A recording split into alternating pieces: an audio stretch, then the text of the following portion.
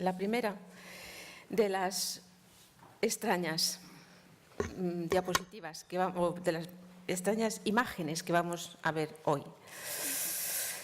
El título realmente no tiene que ver con la conferencia de hoy tampoco. Es decir, creo que le falta una parte, el camino de la fantasía como verdad en un momento determinado quizá, pero no en todo el momento determinado de la historia.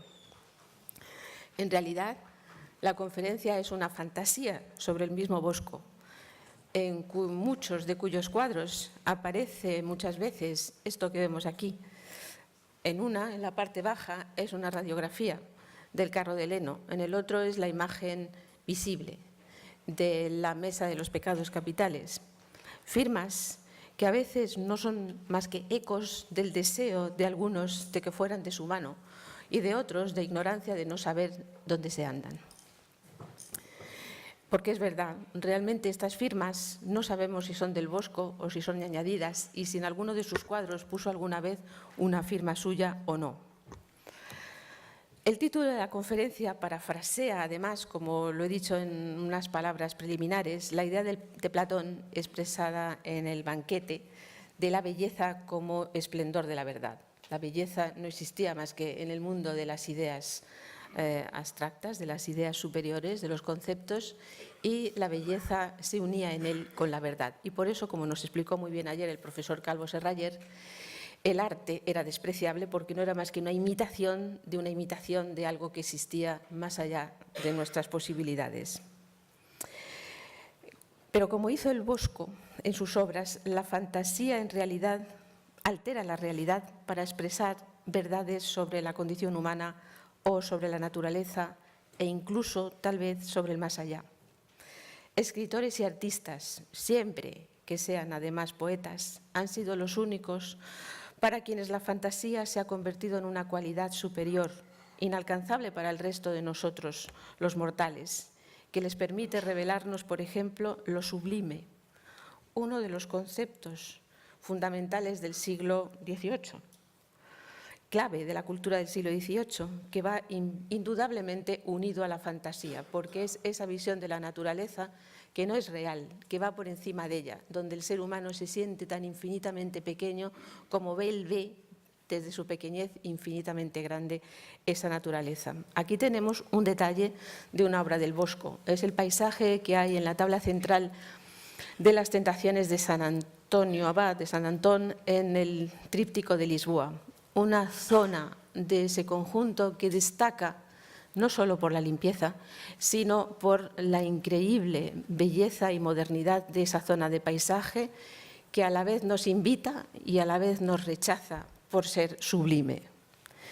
Esa sublimidad que se llega hasta el siglo XIX con figuras como Samuel Palmer a principios del XIX, donde el paisaje tiene también esa misma calidad e incluso en el Bosco hay detalles de esa naturaleza sublime cuando, por ejemplo, nos adentra en las regiones del inframundo o del supramundo, del más allá, al fondo de cualquiera de sus trípticos, pero en este caso es el del Jardín de las Delicias. Es una visión de la naturaleza imaginada de cómo es el infierno o cómo es el ultramundo, completamente sublime. Sin embargo, no la vieron en realidad quienes se dedicaron a los paisajes sublimes. No la vio, por ejemplo, Vernet en esta visión del Vesubio, como no la vio tampoco Füssli en esta imaginación de Ulises entre Escila y Caribdis, ¿no? Donde vemos ese mundo fantasioso, increíble, sublime, de una naturaleza inabarcable, que ya la había imaginado también el Bosco, o en Caspar David Friedrich, que en este caso es principios del siglo XIX, pero vemos la pequeña figurita del ser humano ante ese inabarcable mundo que, sin embargo, tranquiliza en este caso por la visión del arco iris. La fantasía, en realidad, ocupa un escalón por encima de la imaginación. En griego, la fantasía, la palabra fantasía, significa también imaginación.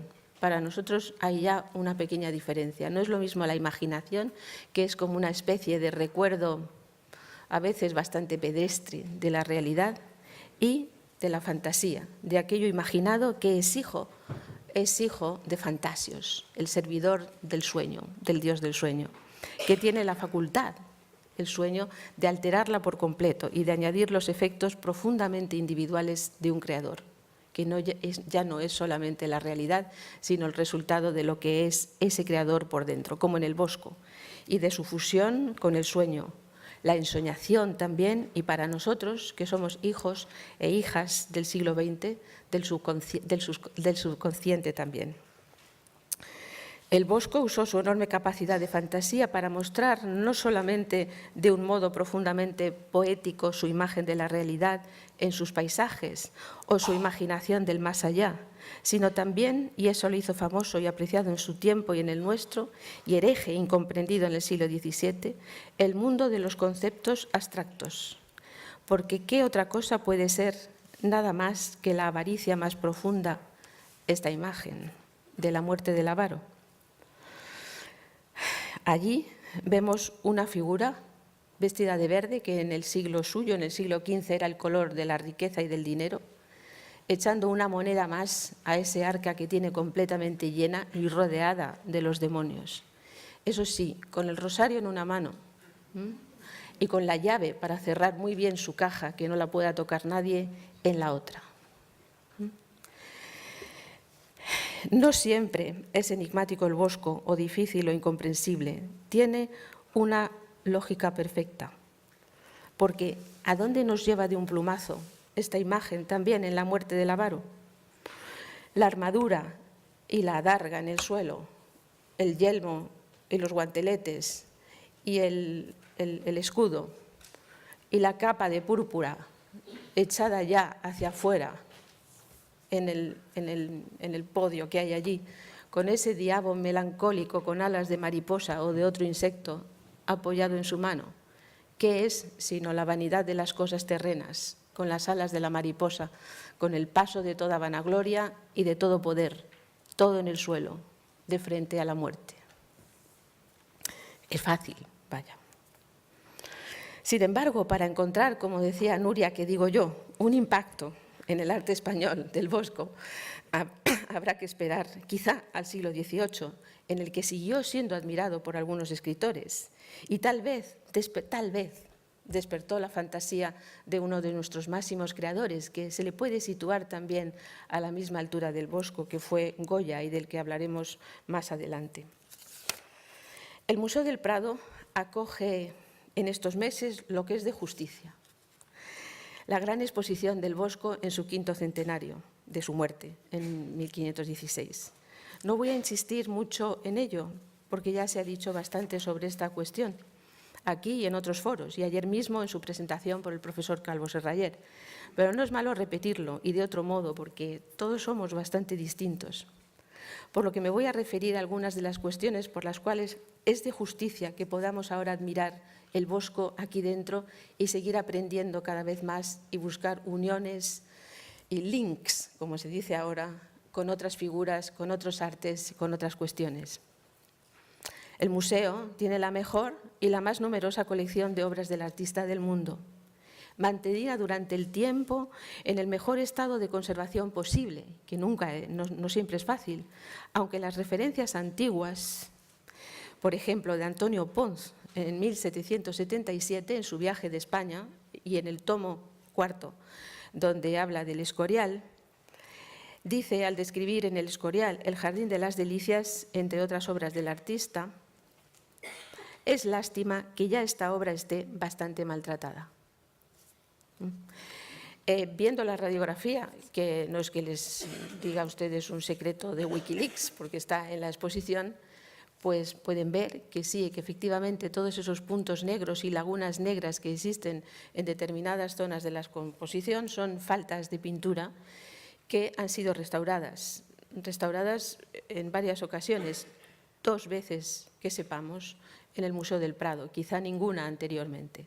Y en el Museo del Prado en 1933 a 35, cuando el cuadro llegó aquí desde el Escorial, y más recientemente en 1998, cuando además se preparó una exposición en que se daban al público los resultados también técnicos de esta composición. La conservación actual de todas las obras de arte y del Bosco en el Prado, con todas las medidas más modernas de climatización y de iluminación, y así como la difusión de las mismas, que es lo más importante quizá desde su llegada al museo, fue fundamental, pero no más fundamental que lo fue, y quizá en mayor medida, el que Felipe II se entusiasmara por las obras del Bosco y lograra traer a España o adquirir de españoles que también las habían adquirido fuera un número considerable de sus pinturas, pero también de sus seguidores, que en algún tiempo fueron tan apreciados como lo es ahora en este momento el Bosco mismo, y que quizá nunca sabremos si es del Bosco o no es del Bosco determinada tabla. Eso, lo de Felipe II, no hubiera sido suficiente para la pervivencia de un artista tan singular y tan raro y tan hereje, entre comillas, sin el aprecio teórico en que se le tuvo siempre en España. Y eso también hay que subrayarlo aquí, porque también es de justicia.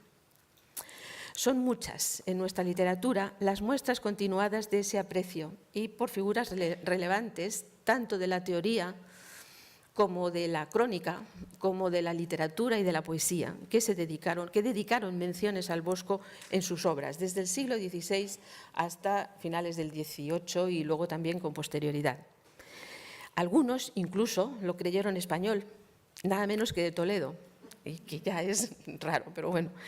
Eso le pasó a Giuseppe Martínez, un gran tratadista y teórico español del XVII, ¿no?, que creyó que el Bosco había nacido en Toledo.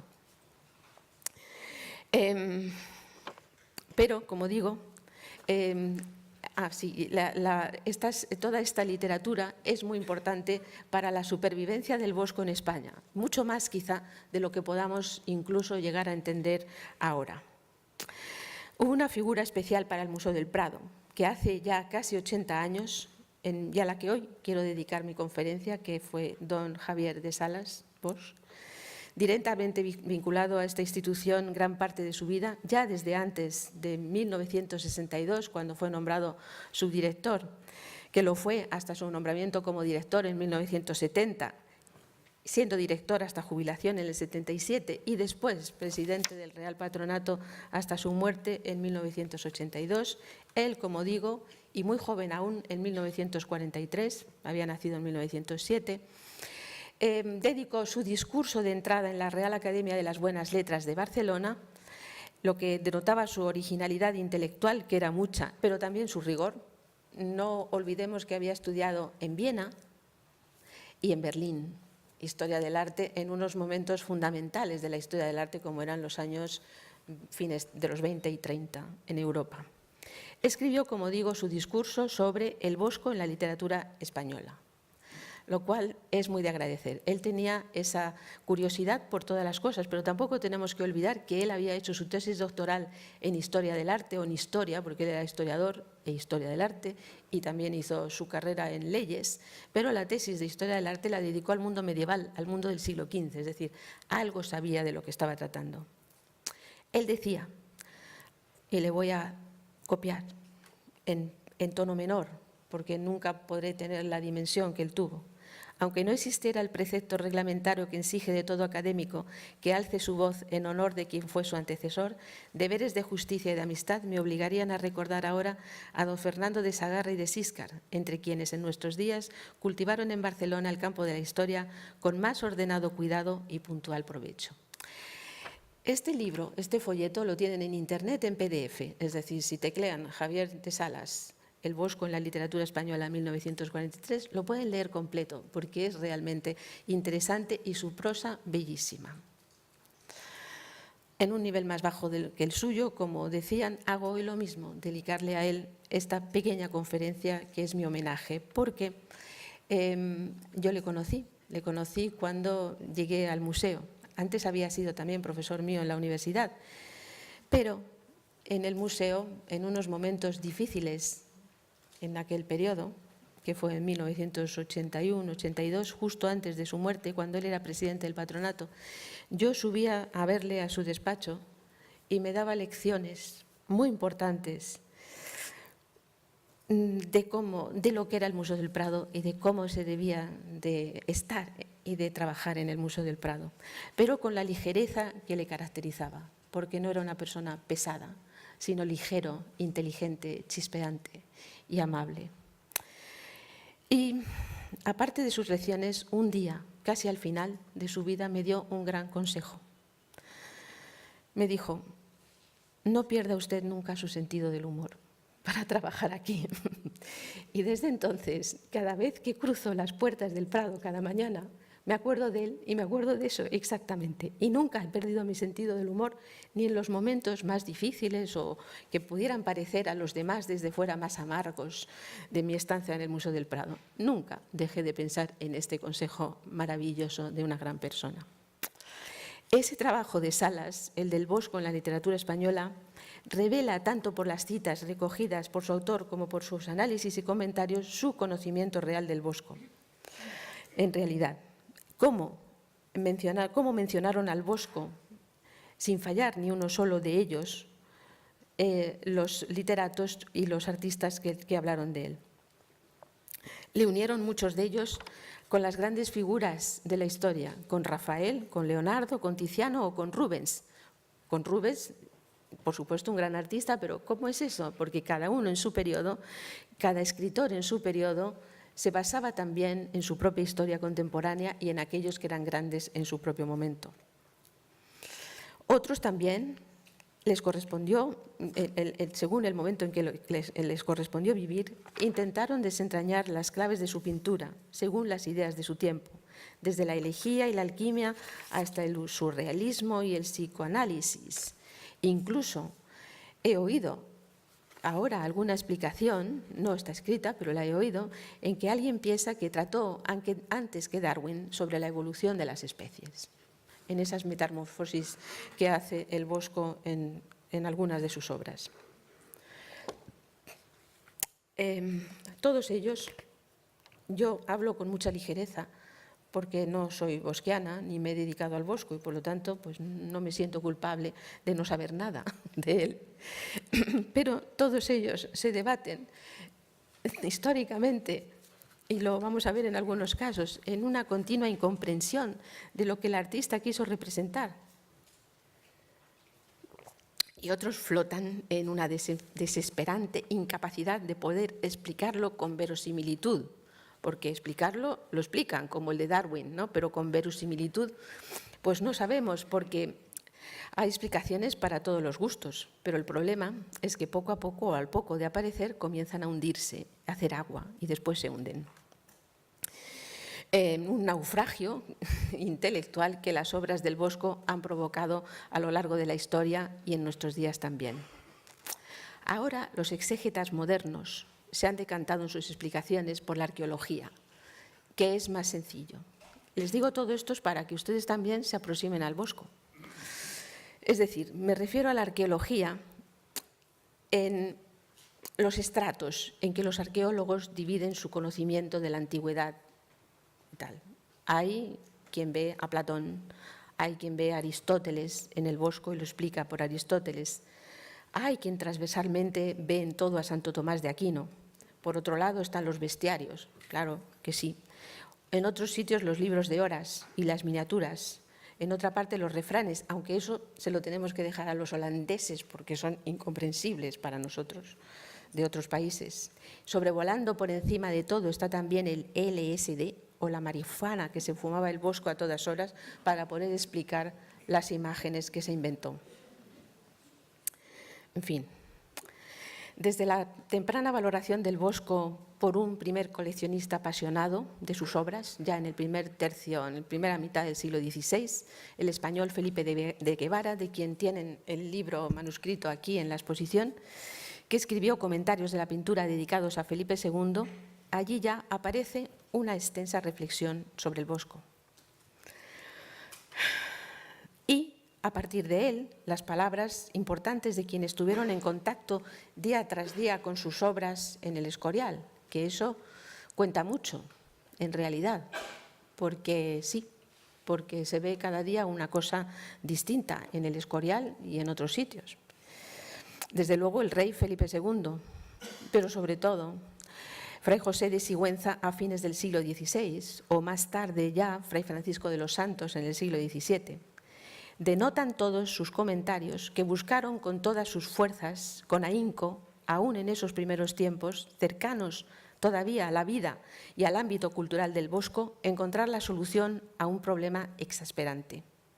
Incluso el frío e ilustrado Antonio Pons, que ya me he referido a él, en el siglo XVIII, conocedor de pasmosa erudición, porque el viaje de España hay que sentarse para leerlo y darse cuenta de la memoria impresionante y del conocimiento que tenía, pasa de puntillas dándoselas de sabio, eso sí, ante los cuadros del Bosco en el Escorial, en concreto ante el Jardín de las Delicias. Dice, porque esta obra tiene mucho que mirar y se necesita consideración para acertar con el significado de cada cosa. Dicho lo cual, siguió de largo, pasando la antorcha a las generaciones sucesivas. Pero bueno, es parte de mi sentido del humor. Casi le vemos en realidad, ante este cuadro fantástico, del centro de la exposición, casi le vemos, como digo, ante el cuadro decir para sus adentros.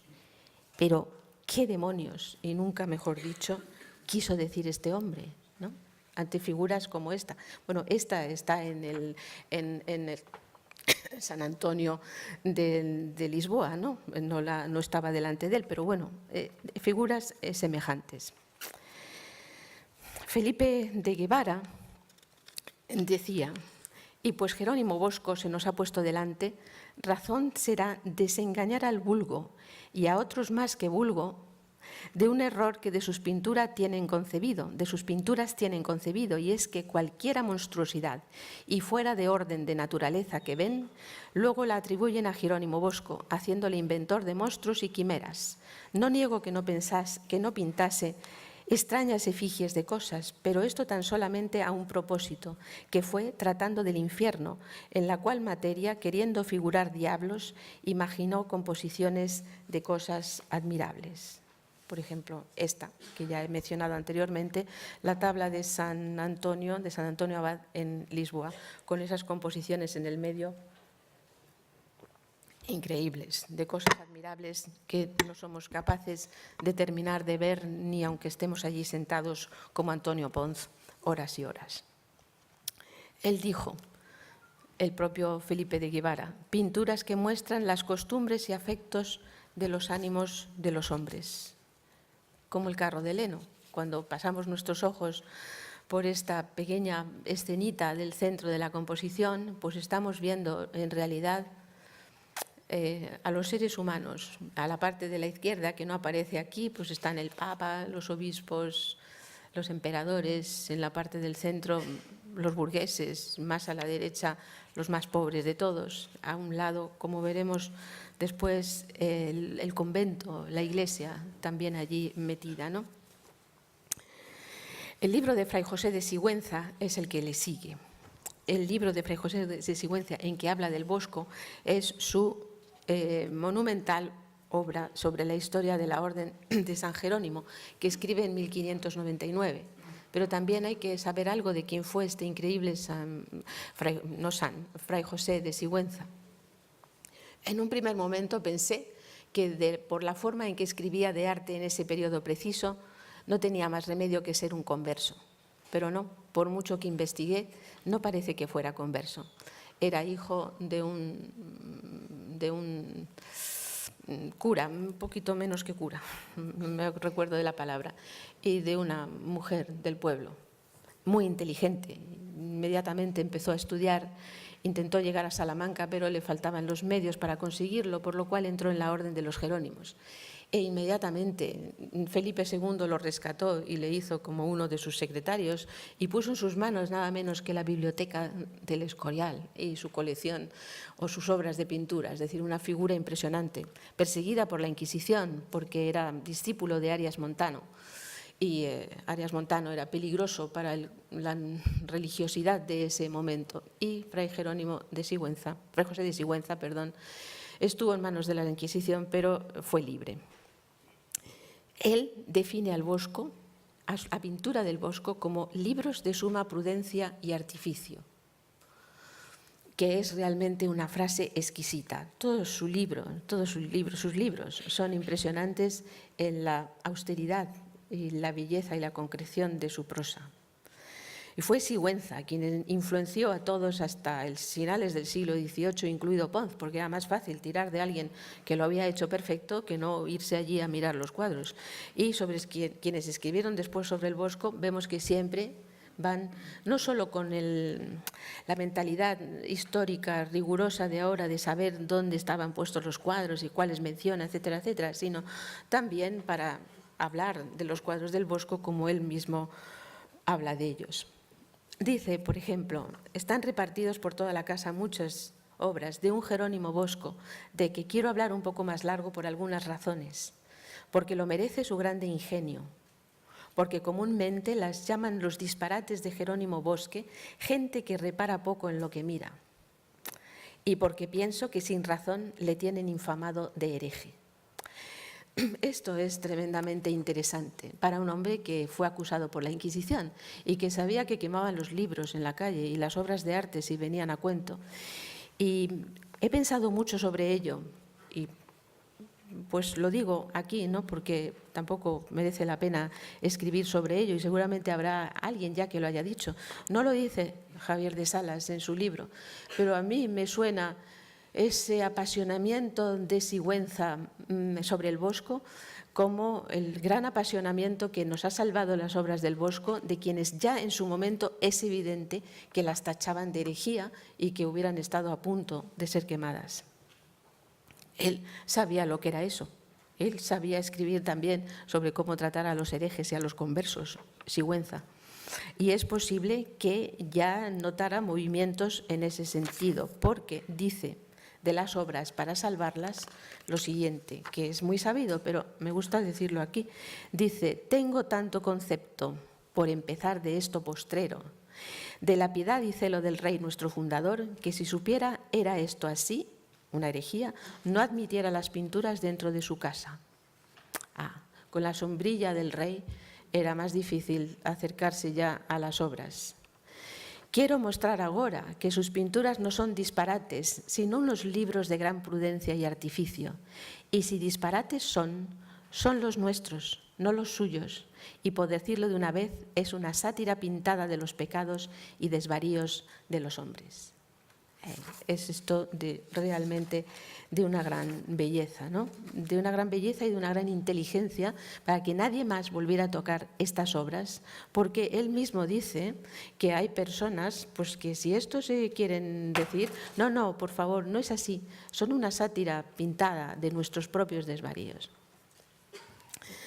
Y él dice también esto tan bello, de que todos los otros artistas procuraron pintar al hombre cual parece por de fuera. Este solo se atrevió a pintarle cual es de dentro.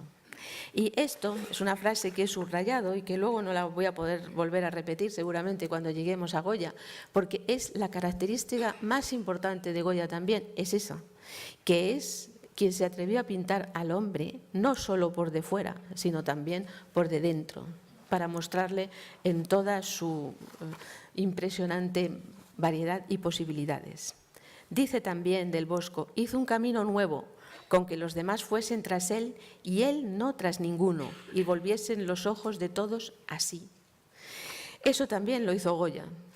Es como si Goya hubiera leído al padre Sigüenza, o alguien se lo hubiera leído y hubiera dicho, ese es el camino, de que todos me sigan a mí y de que sea yo el que lleve las riendas. Una pintura como de burla y macarrónica, poniendo en medio de aquellas burlas muchos primores y extrañezas, así en la invención como en la ejecución y pintura, descubriendo algunas veces cuánto valía en aquel arte. Y pongo una de las figuras, todo el grupo, ¿no?, que está en la adoración de los reyes. Es impresionante, pero esta figura y la decoración que lleva sus vestiduras y el pomo de de mirra que lleva en la mano también, y el pequeño pájaro en la parte superior, es decir, todo ello es realmente impresionante, tanto como la pared deshaciéndose del fondo, es decir, indica también, y Sigüenza lo ha visto y lo ha mirado muchas veces, la enorme calidad que tiene la pintura del Bosco. En el siglo XVII las cosas no van a cambiar mucho, pero se unen a las alabanzas de los que solamente hasta ese momento habían sido dos, algunos de nuestros máximos literatos como fueron Lope de Vega y Quevedo. Antes de ellos, Juan de Butrón, en sus discursos apologéticos en que se defiende la ingenuidad del arte, dice una cosa interesante también. Y Jerónimo, hecho solamente, es resaltado solo aquello que va después a hacerse importante en el futuro, en la fantasía del futuro. Dice Juan de Butrón, y Jerónimo Bosco pintó caprichos. Es el primero, me parece que también Guevara había hablado de capricho, pero él utiliza la palabra capricho, que es importante porque no es todavía una palabra a la orden del día en todo el mundo, ¿no? Eso va a ser en el siglo XVIII. Pintó caprichos que le dieron mucha opinión, mucho valor. Y aun cuando fuesen lascivos, no se la quitarían esa opinión. Es decir, le otorga una calidad moral, una cualidad moral al Bosco y además una capacidad de libertad, de que haciendo aquello, aunque sea lascivo, no importa porque es bueno en el fondo. Quizás se refiriera a cosas tan elegantes como estas dos figuras del Jardín de las Delicias o a este otro grupo en la parte superior derecha, allí perdidos en el fondo, totalmente entregados a su deleite. Es una calidad esta que iba a aparecer también en Quevedo y que junto con el padre Sigüenza hace que el Bosco se le considere realmente como una figura importante a la que hay que mantener. Voy a saltar, pero creo que también es interesante Giuseppe Martínez. Giuseppe Martínez, que les dije anteriormente que pensaba que el Bosco era de Toledo, también se refiere a él que es necesario que se conozca su raro capricho y fecundo ingenio. Por este camino se hizo el Bosco singular y llegó a merecer ser tenido en grande estima, y muchos convinieron que nuestro don Francisco de Quevedo en sus sueños se valió de las pinturas de este hombre ingenioso. Es decir, Giuseppe Martínez no estaba publicado todavía en el siglo XVIII, pero es posible que algo de él llegase también al siglo XVIII y al Bosco con esa idea realmente interesante para un artista de que haciendo esas cosas se tienen en gran estima y se les puede considerar más que a otros artistas. Es de Giuseppe Martínez, de los escritores y tratadistas del siglo XVII, es una especie de vacuna contra cualquier locura iconoclasta, que pudo muy bien haber existido, como les decía, y al alentar la idea del raro capricho, de la fantasía y del ingenio, que no tuvo cabida en el arte del siglo XVII español, bueno, pues recuerden a Zurbarán, por ejemplo, no hace falta ir más lejos, no me parece bastante para justificarlo como fantasía en lo español el uso de los monstruos. Eso no es fantasía. En lo español, en determinadas pinturas del entorno regio y de Velázquez o de Rivera, profundizaron con una curiosidad casi precientífica en lo que en realidad era para ellos en el momento los límites de lo humano. Y eran colecciones de naturaleza extraña y también de quienes eran los compañeros de juegos de sus hijos, de los príncipes. Por ejemplo, en Gonzalo Argote de Molina hay una cosa interesante con respecto a esto de utilizar la pintura de monstruos, entre comillas, en el Bosco. En su libro sobre la Montería, 1598, es un poco anterior, pero es un libro leído por todos hasta el siglo XVIII también, hay una referencia a un cuadro del Bosco conservado entonces, según él, en el Palacio del Pardo. Parece haber ido, como digo, en esa línea de monstruos, pero a duras penas se puede creer ahora que pudiera haber sido del artista flamenco. Dice, no es esto, pero esto viene a cuento, dice Gonzalo Argote de Molina, de mano de Jerónimo Bosco, pintor de Flandes, famoso por los disparates de su pintura. Y aquí aparece otra de las palabras que utilizó Goya, no solo capricho, sino también disparate, cuando se refiere él mismo y pone disparates a una serie de estampas que hace ya entrado el siglo XIX. Es decir, estamos ahí en esa historia. Dice Argote de Molina, se ven 8 tablas. La una de ellas de un extraño muchacho que nació en Alemania, que siendo de 3 días nacido, parecía de 7 años, que ayudado con feísimo detalle y gesto es figura de mucha admiración. Es un cuadro que estaba y que ha desaparecido seguramente en el incendio del Pardo también, a quien su madre está envolviendo en las mantillas. Las otras tablas son las Tentaciones de San Antonio, papá. Es una tabla perdida, como digo, pero no sabemos si había confusión sobre esa figura y no era del Bosco en realidad, no parece posible, y solamente he encontrado yo en las obras del Bosco alguna que nos pueda parecer tan realista, de tal forma que se nos acerque a esos seres que se pintaron en la corte de los Austrias aquí en España o que hizo también Rivera en Nápoles. Y es este pequeño niño, que parece la descripción esta de que siendo de 3 días parecía ya de 7 años, que está en una barquita y lo tienen ahí, bueno, está ahí en la parte central también del cuadro de las Tentaciones de San Antonio de Lisboa. Está justo a la derecha, apenas se puede ver en la foto, allí a la derecha, pero lo pueden ver muy bien en la exposición.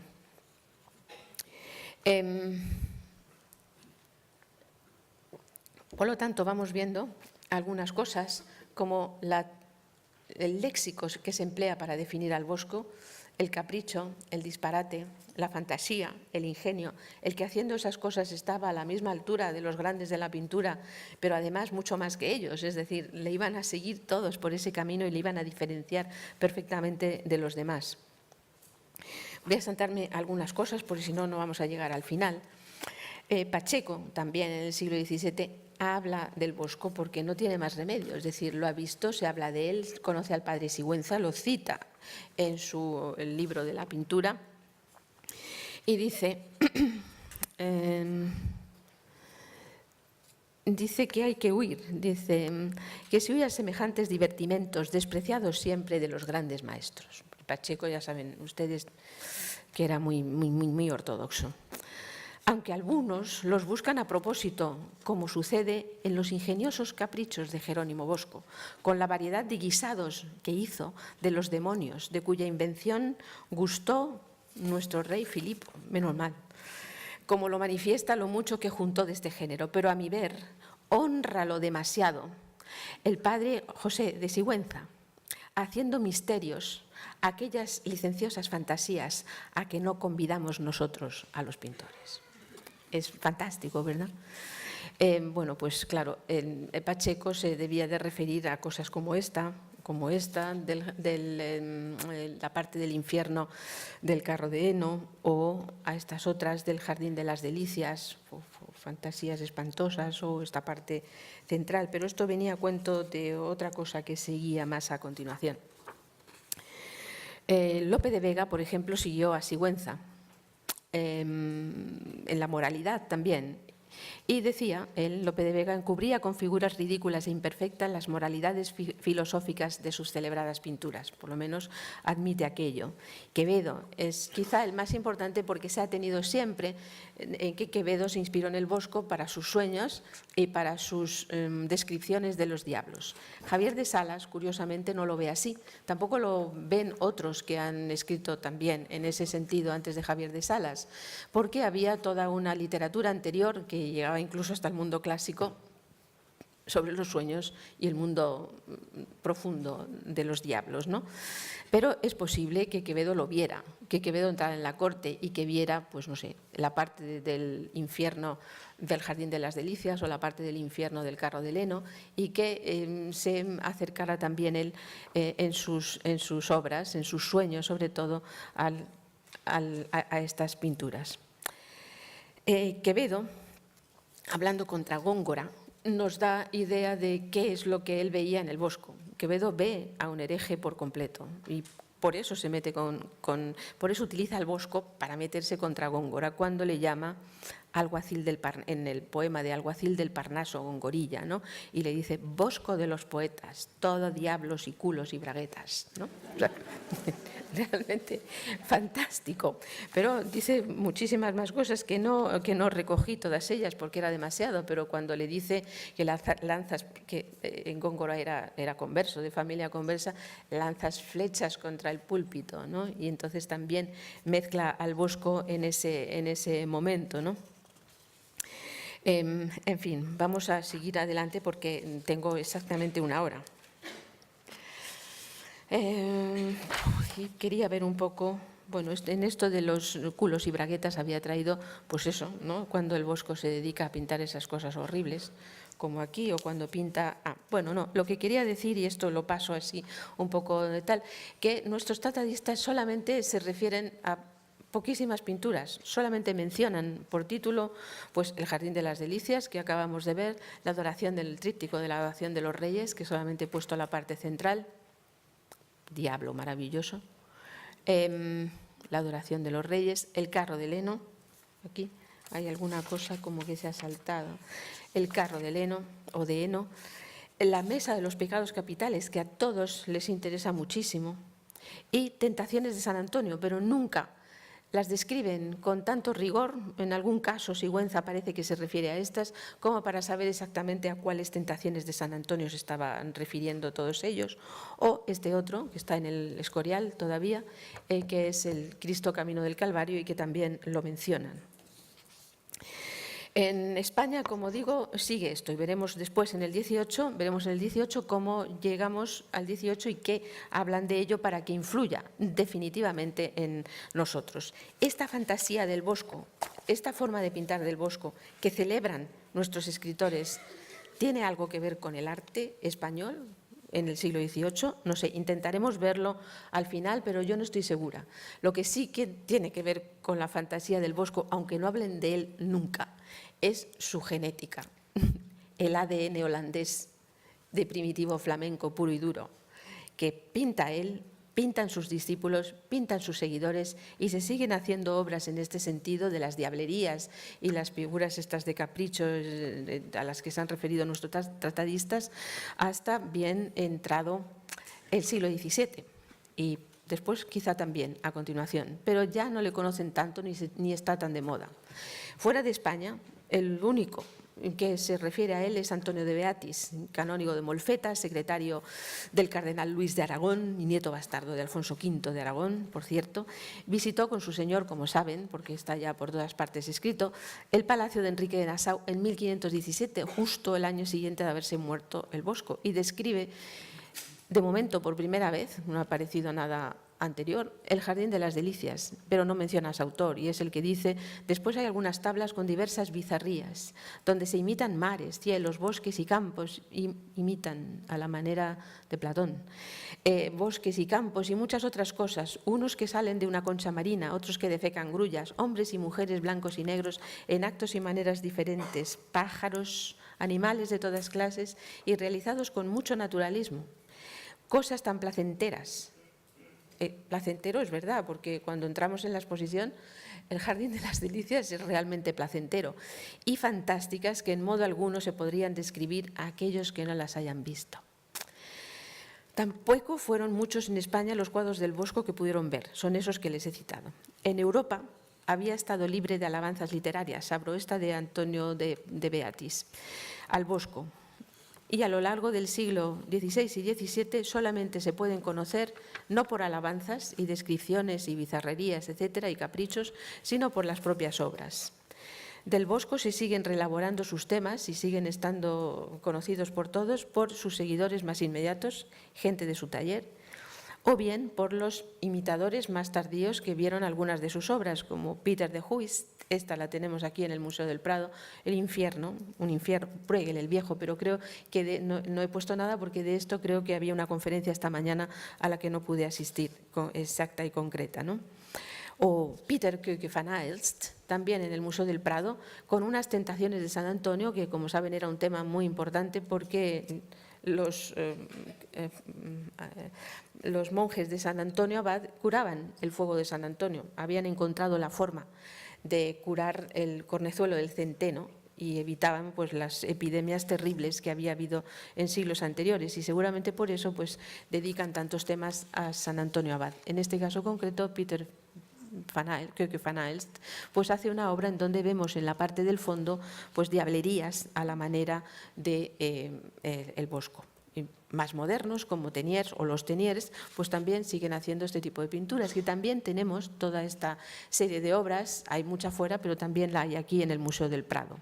Y los últimos destellos de estos bosquianos, como Peter Fries, que también está en el Museo del Prado, esta obra que estuvo expuesta recientemente en esa exposición de la belleza encerrada.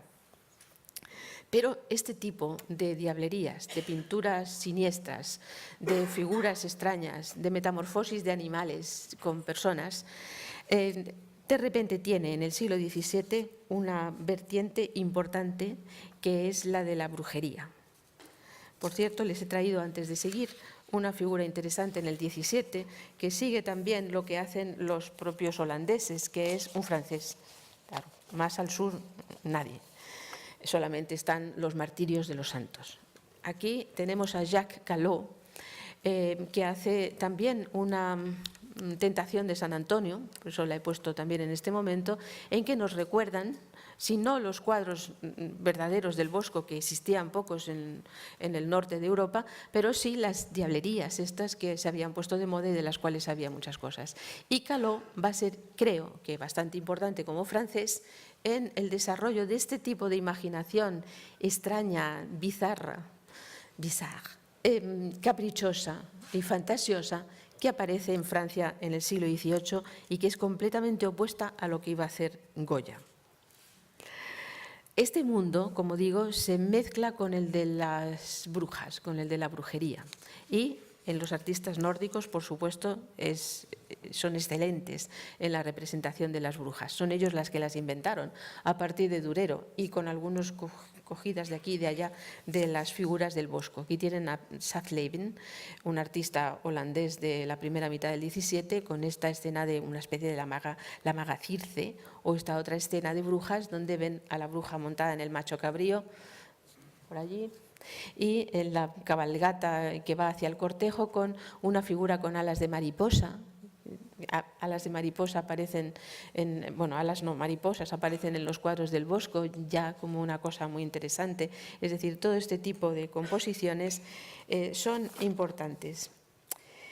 Estas brujerías entran en el siglo XVIII francés, posiblemente con su origen en este mundo holandés flamenco. Saben que los franceses de principios del siglo XVIII les gusta el Rubens, pero Rubens a través de una pintura mucho más amable de la segunda mitad del siglo XVII. Y tenemos a un francés que es Gillot, sobre todo grabador, aunque también hace pinturas, que hace unos grabados excepcionales con figuras de brujas y figuras y motivos relacionados con las brujas, donde es posible que haya algún eco del Bosco, algo, o fuentes paralelas, porque tenemos esto que he rodeado aquí con un círculo rojo. En la parte izquierda tenemos esas figuras de jinetes que montan caballerías que pueden ser extrañas y que pues son muy importantes también en la historia que se está narrando. Gillot, y luego voy a dar un salto, pero un salto de esos que a mí me gustan. Fíjense que siempre les gustan este tipo de figuras pequeñitas, muchas, como aparecen también en las obras del Bosco y de sus seguidores. Una enorme variedad de motivos que no somos capaces de mirarlos y de centrarnos en ninguno de ellos, sino que tenemos que ir muy despacio, como nos aconsejaba Pons, mirarlos todos para ver y para entender las relaciones de unos con otros. De Gillot también es este otro, también una escena de brujería, y luego pondré otra porque tienen también que ver con algo de lo que les voy a decir. Son este tipo de movimientos, de figuras desnudas, de aquellas a las que se refería Lope de Vega o el anterior, Quevedo, etcétera, hablando hacia Góngora.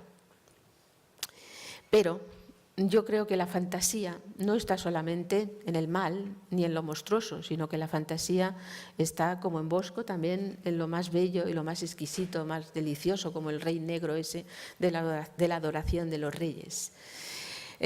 La fantasía está también aquí, ¿no? En el embarco para Citerea. Es un mundo completamente de fantasía, no existe. Los pequeños grupos de figuras enlazados entre sí unos con otros, dirigiéndose por un paisaje fluvial a Citerea, al reino de Citerea. Las figuras de ángeles, de angelitos, de amorcillos volando, los bosques que nos acompañan, son realmente muy parecidos a esto, como si en algún momento hubiera visto a lo mejor uno de los tapices que se hicieron del Jardín de las Delicias. Creo que es una obra donde un artista llega a lo máximo. En Gillot es importante, pero no es el peldaño superior, mientras que Watteau es el peldaño superior, como el peldaño superior lo había sido el Bosco. Y es un francés, es decir, cada uno en esta Europa fraccionada del siglo XVIII sigue su propia fantasía. Lo más profundo de uno mismo, el ensueño, nuestro cerebro, produce cada uno su fantasía específica. Y este Watteau realmente es un mundo maravilloso, un mundo donde a mí me gustaría estar, como aquí también me gustaría estar. Sí, me gustaría estar, me gustaría divertirme ahí en alguna de estas zonas, ¿no? Y correr salvajemente montada en un caballo, ¿no? Bueno, eso de correr salvajemente montado en un caballo lo ponen las agencias de viajes en playas de esas del Caribe. Bueno, este tipo de composiciones también se distribuyen, lo mismo que el embarque de Citerea lo había hecho Watteau en pintura, lo tiene que repetir 2 veces porque realmente les gusta, pues lo vemos aquí también en un grabado de Gillot. Hace 4 grabados sobre 4 fiestas de 4 dioses, pues Dionisio, por ejemplo, Diana, etcétera, ¿no? Y aquí tenemos uno de ellos. Pero esto no es lo máximo a lo que da la fantasía francesa del XVIII, que se dedica, como siempre, a estudiarse a sí misma. Es decir, igual que el Bosco miró a la plaza esa preciosa donde tenía su casa y vio cómo se movía la gente y qué hacía cada uno y cómo se fastidiaban el prójimo al otro prójimo, pues aquí también los franceses se dedican a estudiarse a sí mismos y lo que les gusta y les interesa más. Y hay unas obras deliciosas también de grabado, porque el grabado es un arte fundamental en el siglo XVIII para todo, para deleite, para placer, para coleccionismo y para difusión de las ideas de la época. Hay un artista que es Guillaume Charles de Saint-Aubin que hace esto, un essai de papillonerie humaine, ensayo de las mariposerías de los seres humanos. Lo abre con este obelisco a la manera egipcia, rodeado de mariposas que en realidad somos nosotros, son seres humanos, seres que adoran el mundo clásico, las guirnaldas de flores y que viven para un mundo exquisito, intelectual, especial. Se las he puesto todas en conjunto porque si no, no llegábamos a la hora, pero son preciosas. Todas las papilloneries son a cual más bellas. Creo que ahí las verán más grandes, como es la mariposa que monta sobre una tortuga y que nos dice cómo caminamos de lentos en todas las cosas, en el conocimiento también. La papillonerie, las que bailan, ¿no?, en el centro, las que están bañándose, me parece que está aquí a la derecha. Una que es muy interesante, que la llevan al hospital, aquí enferma, ¿no?, en la parte baja, o los que están jugando a la esgrima, ¿no? Son realmente deliciosas y vemos ahí una fantasía Europa nórdica, es decir, cercana, ¿no?, a la parte de Borgoña y un poquito más arriba, que es donde vivió el Bosco. Es ese mundo, ese tipo de mundo. Otras imaginaciones contemporáneas son distintas. En Inglaterra les da por la caricatura pura y dura. Miren aquí este divertidísimo Lacing a Dandy, o sea, atando a un dandy de la época, ¿no? Se dedican también a zaherir no los vicios, sino los vicios como malas costumbres o las costumbres divertidas que ven a su alrededor. Esta es de Rowlands, Pero hay otras, como de Gilray, ¿no? Esta otra de aquí también muy interesante, la New Morality, la nueva moralidad, es toda sobre el dinero, sobre la injusticia, sobre cómo van unos por encima de los otros, etcétera. O Hogarth, ¿no? Hogarth, pero son caricaturas, o sea, aquí hay caricatura, es decir, las figuras a la manera italiana. Los inventores de la caricatura no es el Bosco, son los italianos, es Aníbal e Carracci en torno a 1600.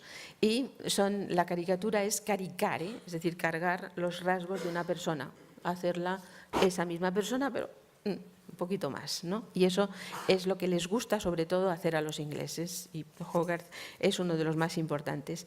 Pero junto a Hogarth en Inglaterra hay una veta mórbida, tremenda, que nos lleva en la literatura a cosas como la Henry James, aunque era americano, pero de la vuelta de la llave, The Turning of the Screw. Es decir, ese tipo de cosas inquietantes que no sabemos en realidad a qué se refieren y que a veces sí que encontramos también en el Bosco. Fuseli era suizo, pero se va a vivir y trabajar en Inglaterra. Y les he puesto la otra, distinta a la que les puso ayer el profesor Calvo Serraller. Hace dos de estas imaginaciones calenturientas sobre los íncubos, como en este caso, ¿no? El caballo, ¿no? La mujer cabalgando en el caballo salvajemente a la orilla de una playa, o sea, todo esto forma parte de una forma de representar la sexualidad imaginativamente y de forma nueva. Pero quizá más que el pobre Fuseli, digo el pobre Fuseli porque al lado de este, que es... Blake, sí, al lado de Blake no es nada, ¿no? Solamente les he puesto algunos ejemplos, unos en esta parte mística, deliciosa, elegantísima, ¿no? De esta escala de Jacob que hace Blake y que nos llevará a la pintura de hadas en el siglo XIX, que forma parte también de este tipo de imaginación y fantasía extraña unida a la literatura. Pero hay otras donde se pone un poquito más fuerte, ¿no? Como aquí o en esta otra, ¿no? De la apertura de los séptimo sello, etc. En este tipo de invenciones inglesas, donde aparecen los bosques, como esta de Palmer, pues aquí es donde veo también, aunque no lo conociera, pero una conjunción con esa mentalidad del bosque, que aunque a nosotros nos guste mucho Caperucita Roja y hablemos del bosque como si supiéramos lo que es, en realidad no sabemos lo que es el bosque hasta que no vamos a Europa Central y nos metemos en un bosque de la Europa Central o de Inglaterra. Y es allí donde los árboles empiezan a tener vida, donde incluso los árboles se mueven por la noche y cambian de sitio, donde son los árboles de las brujas, y donde en esta ocasión, en esta especie de metamorfosis de árboles tipo totalmente humanos, pues creo que también hay un punto de contacto, pero como digo, de ADN, con el Bosco, con el hombre árbol del infierno o con esta otra figura de la madre árbol de las tentaciones de San Antonio. Es un tipo de composiciones que entra en el 19, aquí con Burne-Jones, y la serie fantástica, la serie de paneles inmensos que hace sobre el tema de la Bella Durmiente, ¿no?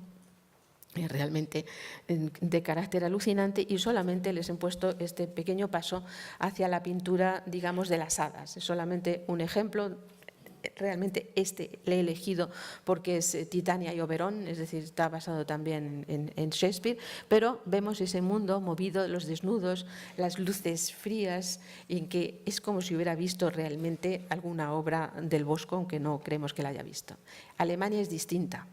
Tiene un carácter un poco trágico, frío, lejano, nórdico para nuestra sensibilidad, que interpretado a la manera italiana por los caprichos de Tiepolo, pues es completamente distinto. Y el salto es este hombre, Goya, ¿no?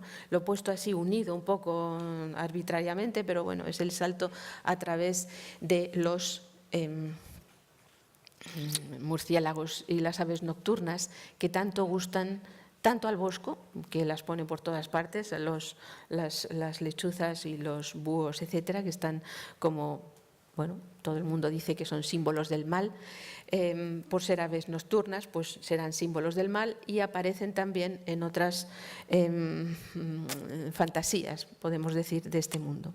En el siglo XVIII, el mundo de la fantasía interesa. No me quiero extender mucho porque sé que estamos pasando de hora y que además ustedes luego tienen que preguntar, pero léanselo, váyanse a una edición PDF de la Enciclopédie Française y busquen fantasía, porque en Diderot y d'Alembert dedicaron varios ensayos a la fantasía, escritos nada menos que el de la fantasía gramatical por Voltaire. En otro tiempo, es decir, en Grecia, Voltaire dice, significaba la imaginación. No se servía uno de ello, de esta palabra, más que para expresar esta facultad del alma que recibe a los objetos sensibles, etc. Es larguísimo. Voltaire. Hay también la fantasía moral, una pasión de un momento. Hay también la fantasía en la música que escribe Rousseau, para que vean lo que es la enciclopedia, ¿no? Pieza de música instrumental que se ejecuta componiéndola en ese momento, a diferencia del capricho. No, à cette différence de la fantasía. Hay una diferencia entre el capricho y la fantasía. El capricho es una reunión de ideas singulares y sin unión, que asemeja a una imaginación calentada y que se puede componer a placer. Mientras que la fantasía puede ser una pieza que es muy regular, que no difiere de otras y que se inventa sobre la marcha mientras se ejecuta, como el jazz. Bien, léanlo porque es muy bonito. En pintura, la fantasía está escrito por alguien desconocido, no pone el autor de la fantasía en la Enciclopédie de Diderot, pero fantasía es pintar o dibujar de fantasía, no es otra cosa que pintar de invención, de genio. Algunas veces, sin embargo, la fantasía significa una composición que está tocada también por lo grotesco. Bueno, también está pintoresco, capricho, etcétera. Capricho lo escribe Rousseau también. Es decir, es realmente interesante ver el interés y la novedad que supone ya el concepto de fantasía, no como en los griegos antiguos, sino en el siglo XVIII, que es el siglo de la fantasía, del capricho, de lo pintoresco, de lo sublime, de la entrada del género importante de la caricatura, del ridículo, de la broma, de algo que nuestros tratadistas españoles habían encontrado ya en el Bosco. Pero ¿depende realmente Goya del Bosco? Hemos ido hablando de ello a través de la conferencia. En un momento determinado de su vida, en el decenio de 1790, el Goya comienza una andadura diferente. Yo no lo achaco a la enfermedad. La enfermedad que le sucede en Cádiz, le sucede cuando él ha ido a Cádiz, ya está en Cádiz cuando se pone malo. Y está en Cádiz porque había ido a visitar a Ceán Bermúdez, que estaba en Sevilla. Se pone malo y le llevan a Cádiz, donde los médicos eran mejores.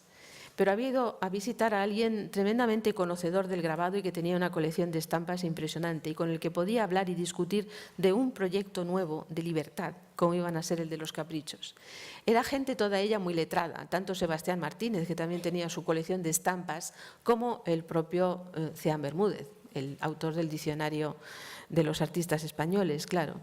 Y todos ellos, desde luego, conocían también Goya a Antonio Pons, es decir, que había algún contacto entre ellos, algo que le determinara a Goya, igual que hizo las obras de Velázquez en la colección real, movido seguramente por Antonio Pons, que le moviera también a mirar a estas obras tan extrañas, pero tan valoradas por todos, que eran las obras del Bosco.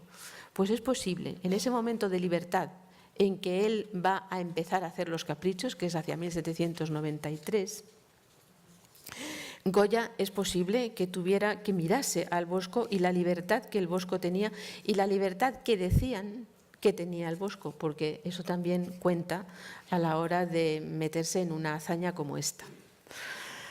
Ya le había picado la curiosidad a Goya del más allá y de los monstruitos, ¿no? Por ejemplo, en 1787 hace los cuadros para la Catedral de Valencia, para la capilla de la Duquesa de Osuna, donde en uno de ellos, en el del impenitente moribundo, pues pinta en la zona de atrás, tanto en el boceto preparatorio como el cuadro definitivo, estos monstruos que realmente nos recuerdan algunas de las figuras bosquianas.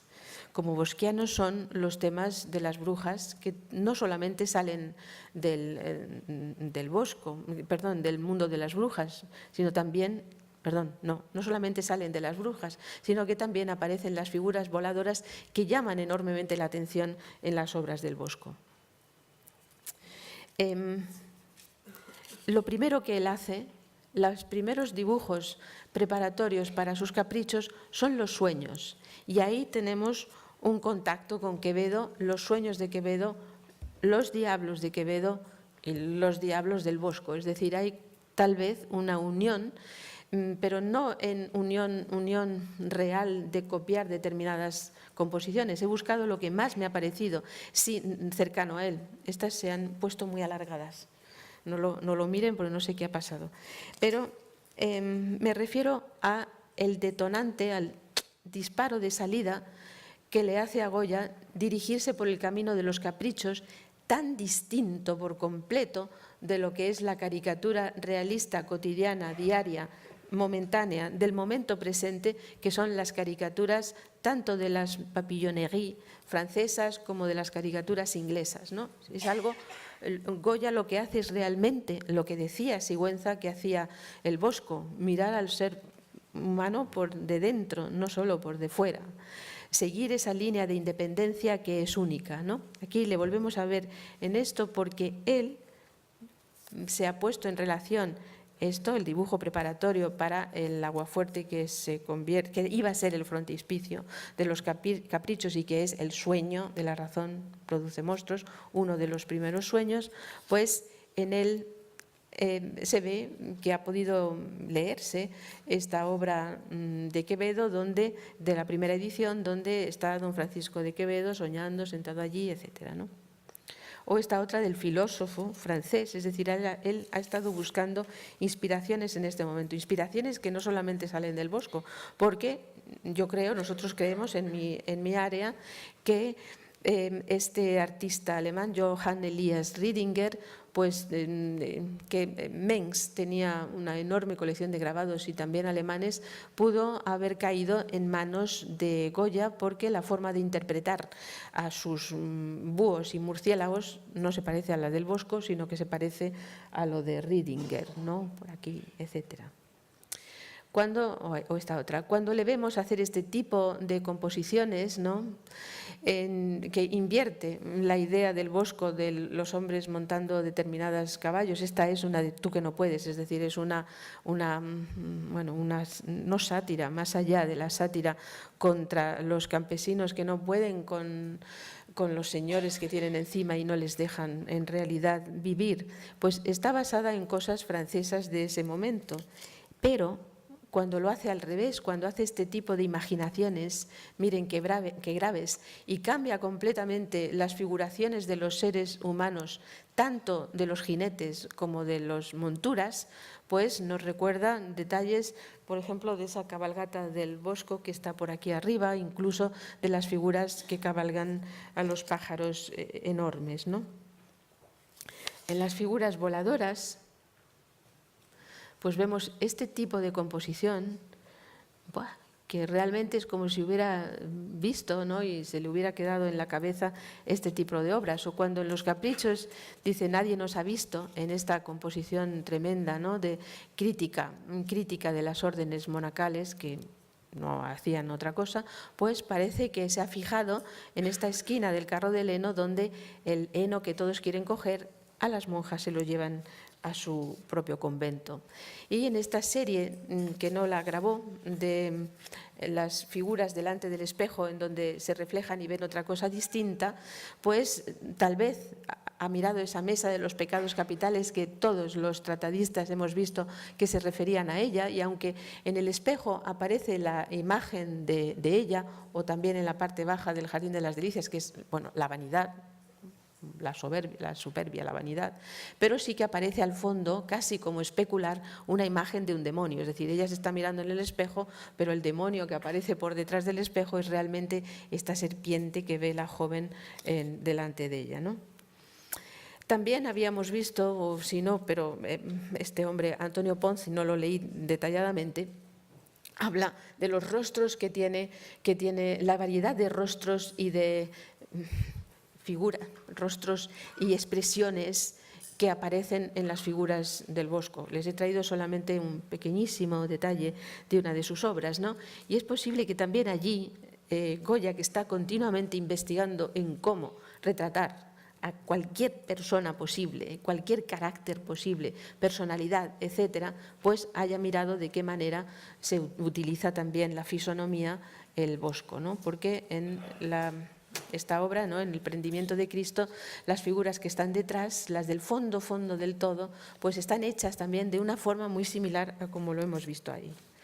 Y esto lo voy a pasar, pero también existen estos diablos a la manera de Quevedo, y Quevedo a la manera del Bosco, porque habla de demonios con cuernos, a pesar de que no estaban casados, dice Quevedo con mucho sentido así del humor, ¿no? O estas metamorfosis que hace Goya ya al final de su vida, como en Animal de Letras, fantástico, ¿no? Este fantástico dibujo que tenemos en el Museo del Prado, y que es una de las obras más maravillosas que han salido de sus manos, y que en ellas vemos su capacidad de metamorfosis, aprendida tal vez a través del Bosco y reelaborada y elaborada por él, y bueno, pues llevada adelante. Y voy a terminar ya, es la última, con un guiño a mi querido amigo Calvo Serrayer, porque él ayer lo puso. Pero este mismo Goya de los Caprichos, que se ha agarrado al Bosco, una figura tan antigua, pues en uno de sus grabados, como es este de los Chinchillas, le sirvió nada menos que de base a la persona que hizo la figura de, ¿cómo se llama este monstruo?, ¿no?, de Frankenstein, ¿no? O sea que, bueno, y con esto terminamos, para que veamos cómo la fantasía va de un lado a otro, sin freno, sin pararse, y con una enorme libertad. Nada más.